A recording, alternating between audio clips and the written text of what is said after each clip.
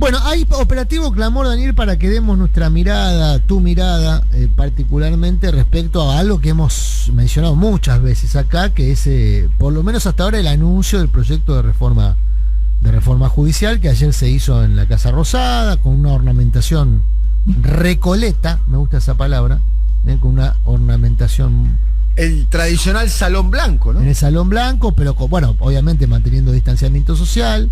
No fue por la presencia del 11 titular. Con la presencia, sí, algunos de manera telemática, otros presentes, de los que integrarán el Consejo, y después algunos invitados que van anticipando, por ejemplo, el trámite parlamentario. Si querés, vamos repasando estas tres aristas. Por un lado, la cuestión de fondo, que es el proyecto en sí mismo. A grandes rasgos, para el que no esté empapado, se crean 46 juzgados federales en el área, en la ciudad de Buenos Aires. Hoy hay 12, ¿sí? De estos 12 se duplican a 24 los juzgados federales que ya hay. Y se suman los 11 del penal económico, que también se duplican, o sea que se transforman en 22. Todos esos se fusionan, creando 46 juzgados federales en la ciudad de Buenos Aires, con asiento en la ciudad de Buenos Aires. Lo que actualmente son 12, ¿no? Actualmente son 12, lo que hoy conocemos como Comodoro Pi. Entre la fusión y la... Casi se cuadruplica. Exactamente, entre la fusión con penal económico.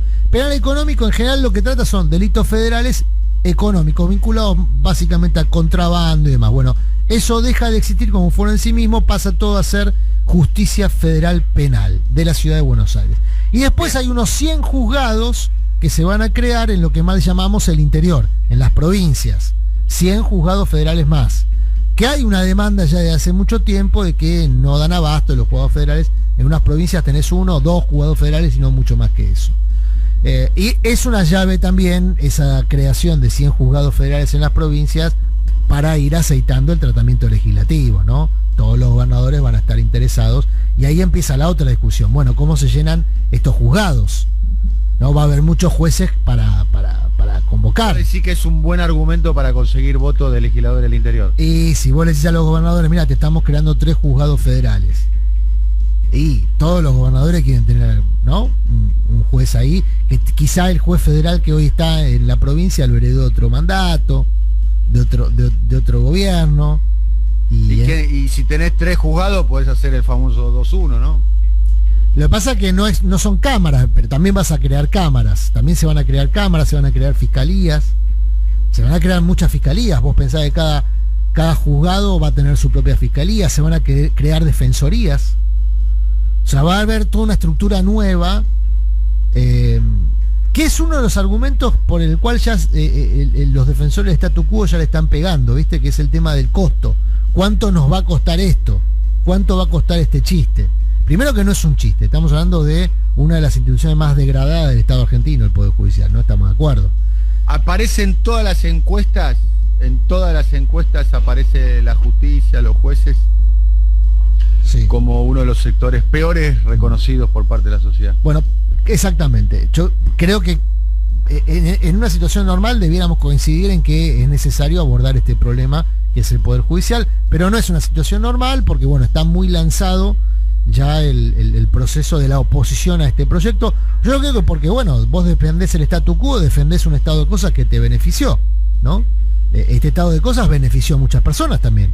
Perjudicó a las mayorías, pero benefició a otras, ¿no? Este estado de cosas. Es el dispositivo, es una pieza clave de un dispositivo de disciplinamiento. Sí. Ayer lo dijo el propio presidente, ¿no? Hay que decirle nunca más, en un discurso que a mi modo de ver, al tono que usa habitualmente Alberto Fernández, pero fue de los más sólidos que dio hasta ahora en términos de descripción, de diagnóstico. Leído, ¿no? Claramente estaba redactado, pensado palabra por palabra, ¿no? Para mí, un buen diagnóstico de la situación y una solvencia desde el punto de vista de la justificación de por qué la necesidad de este proyecto, más allá de las circunstancias. Hay que decir que la reforma judicial parcialmente ya arrancó cuando se divorció el sistema de inteligencia de los juzgados. Es decir, cuando se le quitan los fondos reservados a la AFI y al mismo tiempo se impide que la AFI funcione como asistente del Poder Judicial, ya ahí se rompe uno de los nudos críticos de la relación perversa entre el Poder Ejecutivo y el Poder Judicial. rompiendo ese sistema de relaciones. Eso ya se hizo. Lo que se va a hacer ahora con la multiplicación de juzgados es evitar lo que se conoce como causa rehén. Esto se habló mucho ya. ¿Qué significa? Vos tenés 12 juzgados. ¿Qué dicen todos los juzgados? Tenemos un montón de causas por resolver, por eso hay causas que duermen 3, 4, 5, 8, 10 años y están ahí y vuelven a la consideración pública o duermen el sueño de los justos en función de las necesidades del propio magistrado, no, o de las necesidades políticas de algún sector en particular, o las necesidades económicas de algún sector en particular. Es decir, son causas donde se sacan del cajón o se meten en el cajón en función de los intereses, de distintos intereses. Si vos tenés 46 juzgados, primero vas a tener que cumplir con los plazos que dispone el Código Procesal Penal, que ese es otro elemento del cual no se habló. Ayer también se dispuso que en no más de 2 años se va a tener que aplicar el nuevo Código Procesal Penal que el macrismo suspendió apenas llegó. Cosa de la que no se habla. Una de las cosas que hizo Macri apenas llegó fue restituir los fondos reservados a la CIDE. Y otra cosa fue suspender la aplicación del Código Procesal Penal que le ponía fechas precisas para que la instrucción estuviese terminada. Y al mismo tiempo delegar la instrucción en las fiscalías. Son dos cosas que el macrismo suspendió para darle poder a los jueces y que los jueces hicieran la gran Moro, lo que hizo Moro en Brasil. Cosa que lo vimos con Bonadío, por ejemplo, que funcionaban como arietes de las necesidades políticas y económicas de la casta gobernante. Bueno, eso es lo que se busca desarmar. Y después está el tema del Consejo de los Notables, que es otra discusión que tiene que ver con la Corte y demás, que es otra película. Tienen 90 días, 90, no 60, 90 días. Para la reforma se necesita mayoría simple en las cámaras, ¿no? Para la modificación del número, mayoría simple. Para la designación de jueces de la Corte, mayoría agravada. 2 tercios. ¿2 tercios de los presentes o dos tercios de los integrantes? 2 tercios de los integrantes, mayoría agravada. Para la designación de ministro de la Corte. Estamos hablando de la Cámara de Senadores, ¿no? Sí. Eso tanto en cuanto se modifique el número. Hasta ahora, eso lo va a tener que evaluar y aconsejar. 90 días. 90 días, a ver, estamos en agosto. Sí. Agosto, todo septiembre, todo octubre. O sea, sí, técnicamente debería de terminar de deliberar este grupo y conocer el 1 de agosto, septiembre, octubre, el 1 de noviembre. Sí. El 1 de noviembre tendríamos el resultado de este grupo de notables. Sí. Que va a evaluar no solamente el tema de la Corte, no solamente la cantidad de miembros que va a tener la Corte, sino también qué tipo de temas trata la Corte, por ejemplo. Porque la Corte está en una situación medio difusa, qué temas toma, otro qué tema temas ahí, toma. que la Corte no tiene plazos, ¿no? También, la Corte no tiene plazos. O sea, la Corte puede estar 20 años con una causa sin definirla. Bueno, ayer la Corte, por lo menos buena parte de la Corte, le declaró la guerra a esta reforma, ¿no? ¿Por qué? Y la única que fue Hayton de Nolasco, que tiene una relación personal con Marcela Lozardo, con el propio Alberto Fernández. Recordemos que Hayton de Nolasco es, digamos, para decir una manera, tiene una tendencia al oficialismo, ¿no? Bueno, está obligada a tenerla porque está colgada de la brocha en su cargo, ¿no? Colgada de la brocha es un término poco académico, ¿no? Si bueno, me permite. pero para que se entienda. Usted que tiene un uso tan alambicado del tiene castellano, 75 dice años, ¿no? de la brocha, tiene más de 75 años. Ah, claro. Y vos decís que la Constitución dice otra cosa. La Constitución dice que ya debía haber renunciado. ¿Por qué no renunció? Y vos decís que ella firmó por esta Constitución y la Constitución dice otra cosa y ella sigue siendo ministra. Ella sigue siendo ministra porque presentó... ¿Y quién le permitió seguir siendo ministra? Bueno, presentó un recurso de amparo. ¿En qué gobierno? En el gobierno de Macri. Y el gobierno de Macri se olvidó de apelar el recurso de amparo. ¿Y cómo votó Hayton de Nolasco con Macri? A favor de Macri. En general, no es que votó a favor de Macri porque no votó a favor de Macri. Bueno. Tuvo una mirada, digamos, acorde a las necesidades durante el periodo de mayor apogeo de poder de Macri. Claro. Después, cuando el poder de Macri empezó a declinar, hizo lo que hace. A ver si entiendo. Antes era amiga de Macri y ahora es amiga de Alberto Fernández. No, amiga de Alberto Fernández es desde el momento en que Alberto Fernández la propuso para ser jueza. Porque Hayton de Nolasco es de los jueces de aquella corte que yo creo que todos hoy consideramos de las cortes más respetables que nos ha tocado observar, digamos, ver, ¿no? Tampoco, está medio romantizado, creo. Está bien, pero es mucho mejor. Bueno, venías de una corte que era muy mala, ¿no? Está bien. En comparación, puedo decir. Y bueno, pero tampoco la veo como una corte que me genere no sé cuántas medidas tomar. Bueno, me vas a decir. Bueno, decir, no es el ferro del 80. Declararon inconstitucional los indultos, ¿no? Creo que derogaron los indultos y la ley de audiencia de vida, ¿no? Y bueno, hizo eso. En términos de reputación individuo por individuo, en el nombre por nombre. Sí. En el nombre por nombre. El fallo Badaro de esa corte, ¿no? El fallo Badaro de esa corte. Bueno, lindo fallito ese. Bueno.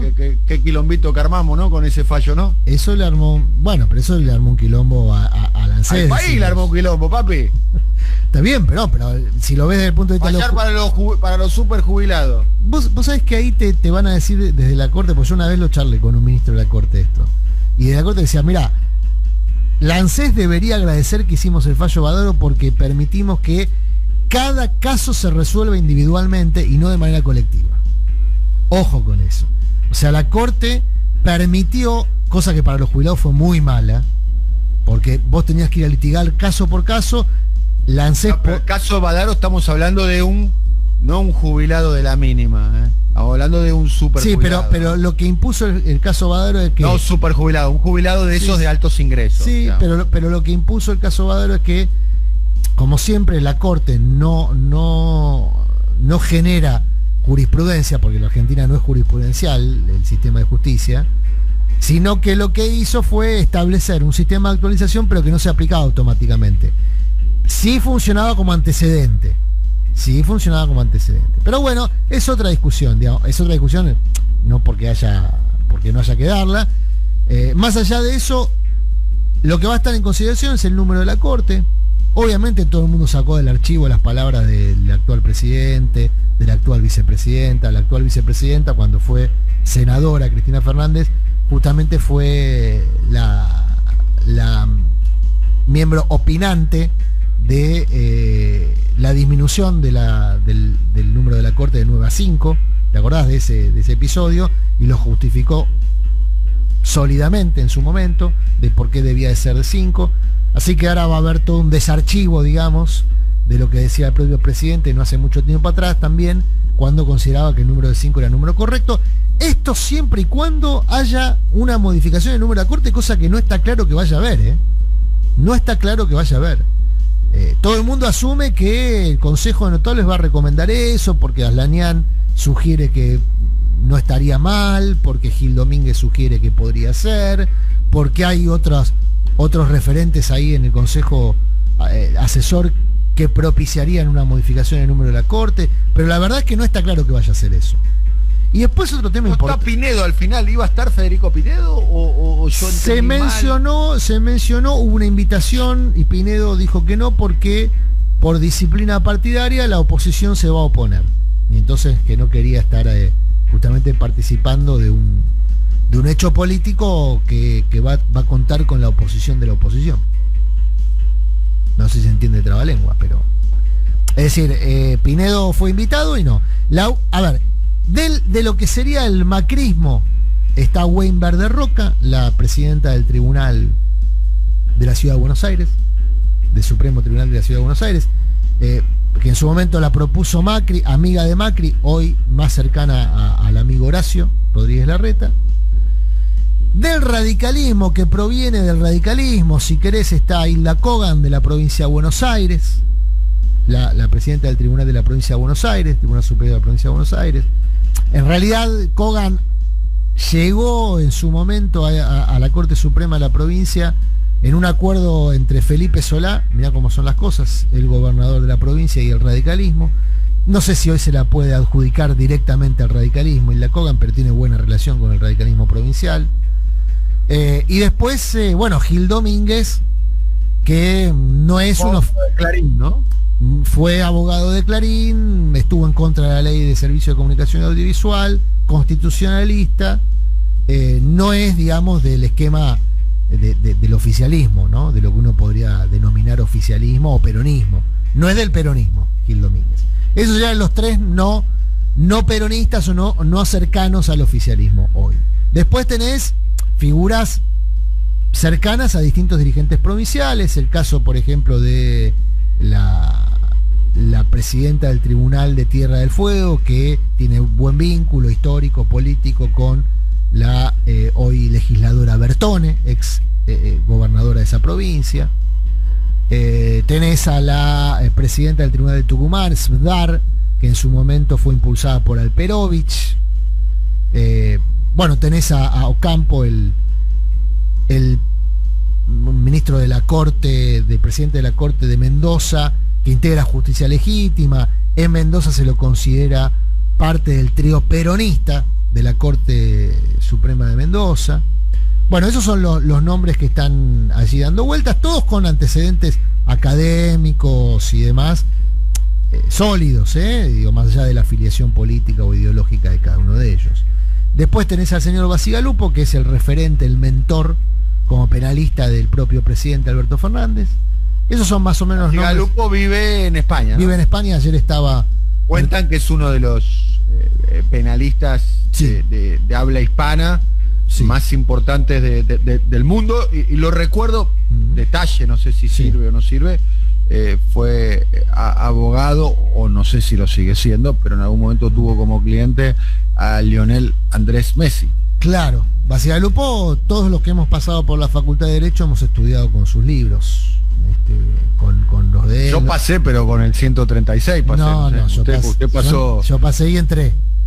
Pasó y entró. Los libros de Bacigalupo, de Binder, Alberto Binder es otra figura del derecho penal desde el punto de vista de la literatura jurídica, muy prolíficos, muy estudiados. Y de hecho, Lozardo y Alberto Fernández son discípulos de Bacigalupo. Pero bueno, ese es el núcleo. A ver, la oposición, ¿qué es lo que va a plantear? ¿Qué es lo que ya está planteando? Primero, que esto es muy caro y de dónde sale la plata. Van a ir por ahí. Hay que decir que efectivamente va a haber una modificación en la partida presupuestaria, pero lo que dice el gobierno es que esa modificación de la partida presupuestaria no significa que vaya a haber más gasto de lo que ya hay hoy para justicia, sino que el tironeo con la Corte Suprema va a ser por la distribución de ese presupuesto y cómo se usa el presupuesto. Hay que decir que la Corte, parte del presupuesto, lo timbea, con inversiones financieras. ¿Sabías eso, no? Que hay un fondo de reserva que la Corte Suprema tiene, nadie sabe muy bien para qué. Lo timbea, suena mal. Bueno, está bien, lo tiene invertido. Pero digo, hay una plata del presupuesto que bien podría aplicarse a otra cosa, y la Corte decide que vaya a un fondo de reserva que está invertido en bonos, en plazos fijos, en la LELIQ, no sé en qué lo tienen, no tengo el detalle. Pero bueno, lo que dicen en el Poder Ejecutivo es que hay plata para solventarlo esto. Otra cosa es la oportunidad. La oposición dice, no es el momento, una pandemia, para una discusión de estas características, y por eso no le dieron el marco institucional que el presidente quería. Hay que decir que el presidente no quería la sala como se vio ayer, quería la presencia de la Corte, que no estuvo, quería la presencia de los opositores, que no estuvieron, quería ámbitos académicos presentes más representados. Hubo algunos rectores de facultades de Derecho de las provincias, pero no. Vos querés decir que... Buenos días, compañeros. Buen día, Eduardo, querido. Vos querés decir que Alberto Fernández esperaba que festejaran la medida y no lo acompañaron. Alberto Fernández hubiese querido que la gente festejara la medida y no... Carajo. Bueno, no sabemos qué va a pasar. Ayer hubo un cacerolazo, pero muy chiquito, ¿no? Magnificado por los medios. Pero a esta altura ya no sabés de qué es el cacerolazo. Bien puede haber sido por cambiarle la moto a Bernie. Los cacerolazos, viste que son medio como anárquicos. Se está convocando para otra marcha. Atención, el 1A. Ajá. ¿Sabes que no le tengo miedo a las marchas? Porque está bien que una persona que se oponga a esta reforma tenga pero en plena pandemia, Dani. Bueno, está bien, ok, está bien, dale, ganaste en el argumento. También le tengo miedo a la pandemia, todo lo que quiera. Pero más miedo que a la marcha y a la pandemia le tengo a la reacción del gobierno. Claro. Que ante el primer chasquibún tiene una voluntad, una vocación de enrollar el barrilete que es casi te diría, hasta ahora, una de las mejores cosas que hizo Alberto Fernández en sus ¿Vos decís que tiene un 8 meses de gobierno? ¿Un máster en enrollamiento de barrilete? Y me parece que es una de las marcas, ¿no? Sí. Amagar, ¿no? Mucho Mané Garrincha, mucho Orteguita, ¿no? Vos antes estabas haciendo... Mucho el Turco García, mucho René Housa, mucho amague. Oh, pero lo que más más temor le tengo es que un cacerolazo de sectores que está bien que se opongan. Si están en contra, ¿por qué no se van a oponer? Lo raro sería que estén a favor. Sí, estoy de acuerdo. Pero hasta donde yo sé, fueron a las elecciones y perdieron, no ganaron. No, y aparte para mí hay gente que se pone en contra, habla bien de la medida, ¿eh? Claro. Entonces, si vos tenés que todo el esquema del Poder Judicial de Comodoro Pi, ayer salieron, ¿te acordás del fiscal Sáenz, del fiscal Marijuán, del fiscal Rívolo? Todos ellos ya salieron a decir que la reforma era mala. O sea, si esa gente que son participantes principales, claro, protagonistas del lawfare y del sistema degradado de justicia en la Argentina, salen a criticarlo, y la verdad que le hacen un favor al gobierno. Sí. Es una buena medida. Sí. Ahora, es cierto lo que vos decís. Va a haber una campaña muy intensa en contra, y vos antes salgo unos minutos del aire, chicos, que voy a tratar de cerrar una nota, ya vengo. Ah, bueno, tranquilo, sí, cómo no. Sí, yo anoche lo veía a Pirincho, estaba indignado, y dije, bueno. ¿Pirincho sería? Luisito. Luisito estaba indignado, y eso fue para mí la confirmación de que está bien, de que vamos por el buen camino. Para mí a veces la política, la percepción de los hechos políticos es muy sencilla. Vos tenés 2 o 3 faros, a favor y en contra. Vos decís, madres y abuelas, ¿qué opinas sobre esto? Claro. Si están a favor, es una buena cosa. Es por ahí, claro. Digamos, ¿qué opinan madres y abuelas? ¿Qué opinan, por ejemplo, del sistema tradicional de medios? Si están en contra, es una buena cosa. Sí. ¿No? Sí, a veces es así de bipolar, veces, si querés, pero... La política a veces es sencilla. Pero funciona. Estoy desorientado, viste como el tango. Estás desorientado y no sabés qué trole hay que tomar. Bueno, a ver, ¿dónde están mal esa abuela? Se te cayeron un par de sotas. No, el tango no vence nunca. No, digo con lo del trole y... Bueno, pero es así, es el tango. Sí, es cierto. Estás citando, está muy bien. Estoy citando. Está desorientado, vos decís, ¿dónde está Majul, por ejemplo? Claro. Está en contra. Listo, hay que estar a favor. ¿Dónde está Novarecio? Ahora, es cierto lo que dice Daniel, muy, muy importante, que los antecedentes de Alberto Fernández es que es muy sensible a la opinión justamente de todo esto que estamos mencionando, de los Majules, los Novarecios, los Clarines, sobre todo. Héctor no me deja mentir. Es muy sensible a la opinión publicada. Claro, cuando uno preferiría creer que él también lo ve de esa manera, de que, bueno, si están estos muchachos en contra... Pero ahí ya no es con todis. Claro. Yo creo que ayer también, y esto ya hablando en serio, ¿por qué digo que Alberto Fernández imaginaba otra postal? Primero porque probablemente sea su legado para la historia, la reforma judicial. Si vos seguís los plazos, estamos hablando de que, por ejemplo, buena parte de las subrogancias, porque todos estos juzgados nuevos se van a ocupar con subrogantes, que son subrogantes jueces provisorios. Hasta que se definan los pliegos, digamos. Que van a tener acuerdo del Senado, no van a ser a dedo, pero más o menos.